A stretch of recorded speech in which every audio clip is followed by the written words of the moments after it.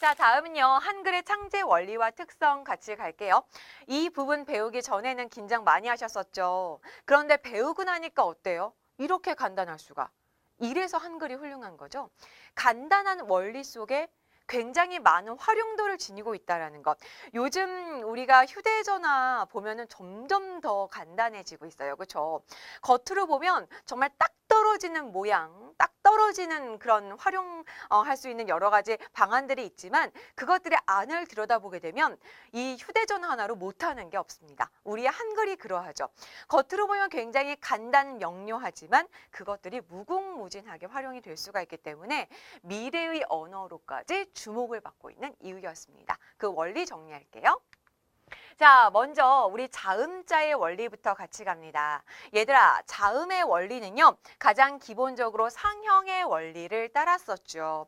상형이라는 것은요, 어떠한 형태를 본따다라는 뜻인데요. 자음은 무엇의 형태를 본땄나요? 바로 발음 기관의 모양을 본떴습니다. 자, 우리 기역 같은 경우에는요, 이라고 발음을 할 때 이 목구멍을 혀가 요렇게 두툼하게 막아 버리거든요. 요게 기역을 닮았다라고 해서 이 모양을 기역으로 만든 것이고요. 라고 발음을 할 때에는요. 혀가 이 바로 뒤에 있는 입천장을 요렇게 치는 모양이에요. 그래서 이 모양을 본떠서 니은이 된 것이죠. 라고 발음을 할 때는요. 입술 모양을 이렇게 본따서 미음이 된 것이고요. 라고 발음을 할 때는요. 치아 사이로 바람이 이렇게 흐르는 모양을 본떠서 시옷이 된 것입니다.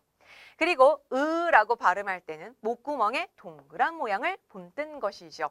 그 당시에는 엑스레이가 있었던 것도 아닌데 참 신기하죠. 이런 발음 기관을 본떠서 바로 기역, 니은, 미음, 시옷, 이응이라는 5개의 기본자를 만들었습니다. 자, 그러면 이 5개의 기본자 이외의 글자들 어떻게 파생시켰을까요? 소리와 상관없이 그냥 모양만을 만든 게 아닙니다. 소리가 더해질수록 획을 더하는 원리를 가지고 왔죠. 가획의 원리인데요. 자음의 기본자에 소리의 세기에 따라 획을 더하게 됩니다. 다시 말해서 그에다가 소리를 더 넣어볼게요. 크. 그래서 획을 하나 추가했어요. 느에다가 소리를 더해볼게요. 드 획을 추가했고요. 소리를 조금 더 더합니다. 트 획을 더 추가했죠. 무, 브, 브, 스, 즈, 츠. 자, 여기에는 여린 히읗은 지금은 없는 글자이지만 라는 이응에다가 소리가 더해질수록 획을 더해서 흐까지 만들었습니다. 자, 이렇게 그 소리에다가 획을 더할수록 글자가 만들어졌기 때문에 우리는 소리와 글자의 연관성을 파악할 수가 있고요. 이 연관성을 이용해서 글자를 굉장히 쉽게 익힐 수 있다는 장점이 있는 것이죠. 자, 그리고 소리의 세기가 이렇게 획이 적을수록 약하고 획이 많을수록 강해진다라는 규칙성도 지니게 됩니다. 자, 거기에요. 병서의 원리를 통해서 우리 된소리를 만들었는데요.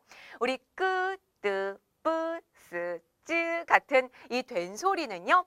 이 소리를 2번 겹쳐 쓰는 병서의 원리, 즉 나란히 이어 쓰는 원리를 통해서 글자를 만들었으니 기본적으로 자음은 5개만 존재하면 우리가 쓰는 모든 자음을 표기할 수 있게 됩니다. 다음은 모음의 원리 같이 볼게요. 모음 역시 상형의 원리인데요. 무엇을 본떴을까요? 자연의 모양을 본떴어요. 자연의 모양이란 무엇일까? 바로 천지인이죠. 여기 있는 점은요. 무한대로 둥근 하늘을 오히려 이 무한대로 어떻게 표현할 수 있을까? 그래, 점으로 표현하자. 굉장히 역발상이죠. 이 점 하나로 둥근 하늘의 모양을 드러냈습니다. 그리고 지, 평평한 땅의 모양. 하늘과 땅 사이에 서 있는 반듯한 사람의 모양을 본떴다고 볼 수가 있어요. 모음은요, 이렇게 3개만 아시면은요, 모든 모음을 다 만들어낼 수가 있는데요. 이렇게 모음을 파생시키는 원리 같이 보도록 할게요. 합성의 원리가 되겠습니다. 얘들아, 합성은요, 이 2가지를 합한다라는 뜻이죠. 3개의 기본적인 모음자를 합해서 다른 모음자들을 만들기 시작합니다. 자, 여기 보시면은요, 우리 오, 아, 우, 어는요, 무엇과 무엇을 만나게 한 것일까요? 이 네 가지에 공통적으로 들어가 있는 것은 여기에 있는 하늘, 천이 되겠습니다. 이 하늘과 땅이 만나고 하늘과 사람이 만나게 되는 것이죠. 그리고 만나는 순서에 따라서 오, 아, 우, 어가 됩니다. 그리고 여기에 다시 한번 하늘을 더하게 되는 것이죠. 결론적으로 우리 요 같은 경우에는요. 하늘 두 번에 땅이 만나게 되는 것이고요. 야는요. 사람의 하늘 두 번이 만나게 됩니다. 이렇게 하늘이 한 번 나오는지 두 번 나오는지에 따라서 이렇게 단모음과 이중모음으로 구분을 할 수 있게 되었습니다. 그 원리가요. 굉장히 간단한데 과학적이에요. 왜냐하면 이중모음이라는 것도 소리가 더해지는 거죠. 이야 이런 식으로. 그래서 우리 획 하나를 더해준 것이기 때문에 굉장히 과학적인 원리라고 볼 수가 있습니다. 자, 우리 한글의 장점이자 우수한 면을요, 다른 나라 말과 비교해서 설명했거든요. 같이 볼게요. 자, 먼저 중국의 한자와 일본의 가나에 비해서 글자 수가 훨씬 적습니다. 글자 수가 적다라는 건요, 글자를 익히기에 훨씬 수월하다라는 것이죠. 하지만 글자 수가 적다라고 해서 표기하는 데 제한이 있을까요? 그렇지 않습니다. 우리의 말은 발음 기호의 역할을 하기 때문에 모든 나라의 말을 옮겨 적을 수 있는 말이라는 평가를 듣기도 했었어요. 자, 이런 것처럼 중국의 한자 5만 개. 와, 이거 어떻게, 그죠?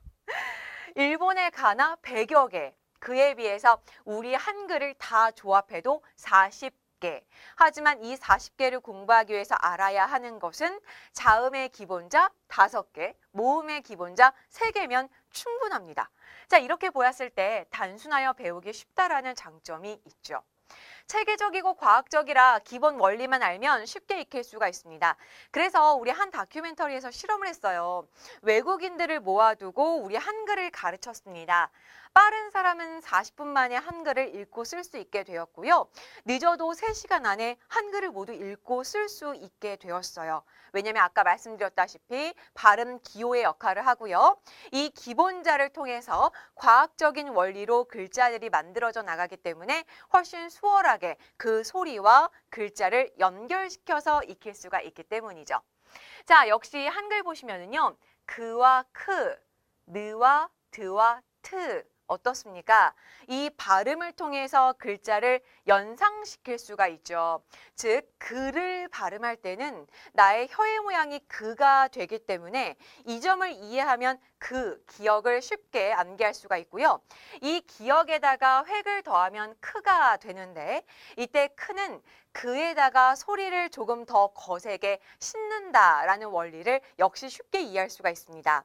소리와 글자가 서로 연결되어 있기 때문에 글자와 소리를 익히기가 쉽다라는 뜻이죠. 자, 그런데 알파벳을 보게 되면은요, 우리 소문자와 대문자 간의 연계성이 없어요. 그리고 이 소리와 글자와 닮은 점도 없습니다. 우리 G와 K, 우리말로 그와 크에 해당이 되는데요. 이 소리와 글자와 연계성이 떨어지죠. 그러니 알파벳을 암기할 때는 어떻게 암기해야 했을까? 우리 그쵸? 생각나세요? 알파벳 처음 배웠을 때 그림 그리듯이 따라 그려가면서 모양을 외웠었잖아요. 이게 바로 우리 한글과 영어의 차이점, 그리고 한글의 우수성이라고 볼 수가 있습니다. 자, 다음은요. 하나의 글자가 하나의 소리값을 가지기 때문에 헷갈리지 않아요. 이때 아는요. 그냥 아로만 소리가 납니다. 그런데요. A는요. 아로도 소리 나고 테이블 할 때는 A로 소리 나고 휴먼 할 때는 어로도 소리 나요. 그러면 A가 나왔다고 해서 무엇으로 읽어야 될까? 3가지의 가능성이기 때문에 여러 가지 조건을 확인한다든지 발음을 한번 듣고 따라 읽어야 되겠죠. 자, 한글은 하나의 글자가 하나의 소리를 내기 때문에 발음 기호의 역할로서 아주 적절합니다. 음절 단위로 모아쓰기를 하므로 독자가 빠르게 파악할 수 있다는 것은요. 우리가 쓸 때는 하나하나의 자음과 모음을 따로따로 글자로 익혔지만 이것을 의미 단위로 모았음으로써 눈으로 볼 때에는 어떤 의미인지 빠르게 파악할 수가 있다는 거예요.